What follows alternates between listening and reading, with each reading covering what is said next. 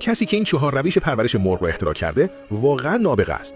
روش اول، یک ظرف کروی کاملا گرد و قادر به چرخش 360 درجه. این روش به مرغ‌ها اجازه می‌دهد آزادانه ورزش کنند و همزمان آنها را از شکارچیان محافظت می‌کند. هر جایی که قرار گیرد شبیه یک تزیین کوچک باغی به نظر می‌رسد.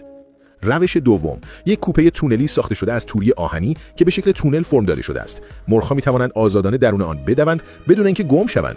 اگر کنار باغ سبزیجات قرار گیرد، کود مرغ‌ها حتی می‌تواند به عنوان کود طبیعی استفاده شود و یک چرخه کامل کشت و پرورش ایجاد کند.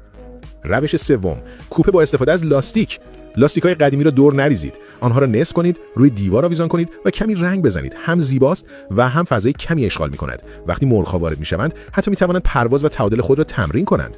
روش چهارم، کوپه با استفاده از مخزن آب. یک مخزن آب کهنه را بردارید، در آن یک دره باز کنید، روی درخت آویزان کنید و کمی کاه اضافه کنید. مرغ‌ها حتی وقتی باران می‌بارد خشک می‌مانند. گردشگرانی که از کنار می‌گذرند عاشق گرفتن عکس هستند و شما حتی می‌توانید فعالیت‌های ترتیب دهید تا مردم خودشان مرغ‌ها را با دست تغذیه کنند.